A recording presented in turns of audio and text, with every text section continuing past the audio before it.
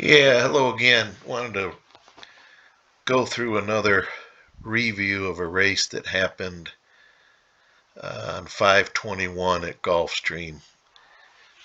Kind of a strategy you can kind of look for as well with this is early and late combination.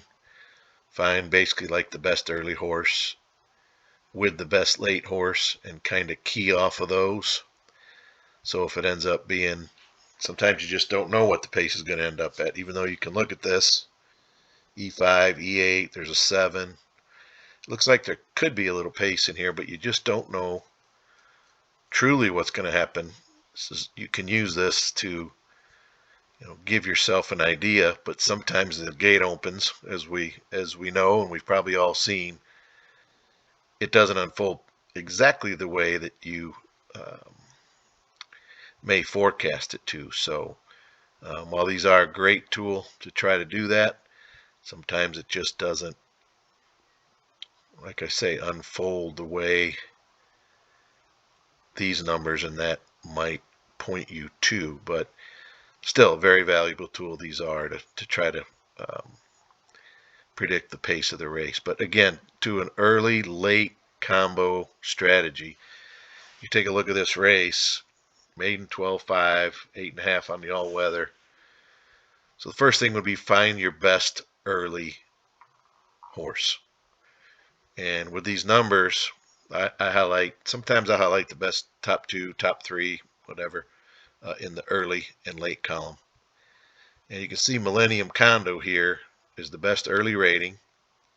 He's also one of the best too late, and he has the top PSV number at 251. It's coming off a long layoff, but against a field like this, maiden 12.5s, like I'm not as concerned with that, especially in a race like this. But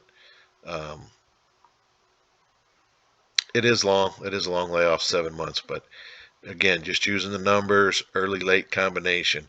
So the best early horse would end up being Millennium Condo to me. The figures are there.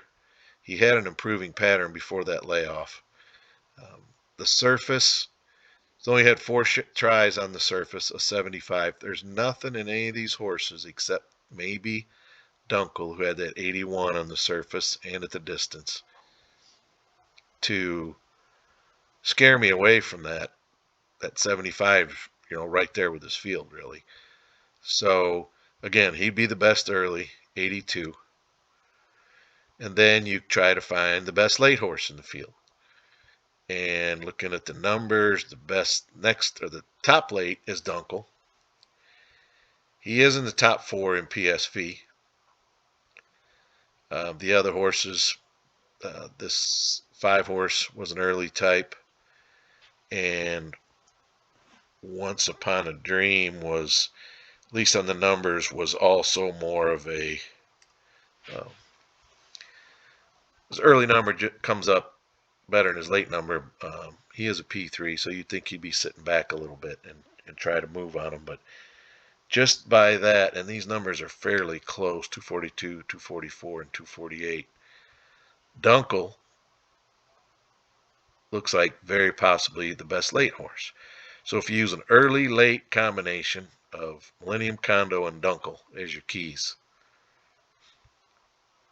Millennium Condo wins the race, pays $19 to win, top PSV, double qualifier here as far as early late goes. He's in the top in both columns.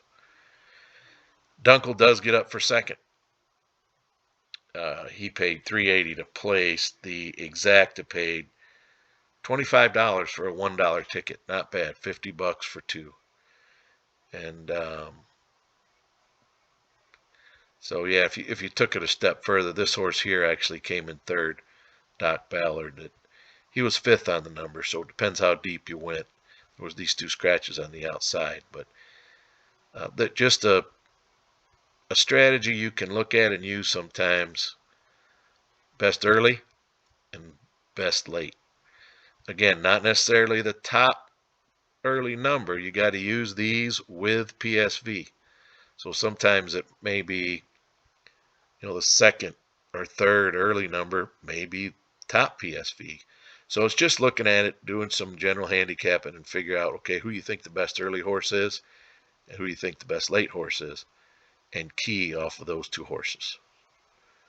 So give that a try sometime. I've used it successfully many times, so it's just something to think about.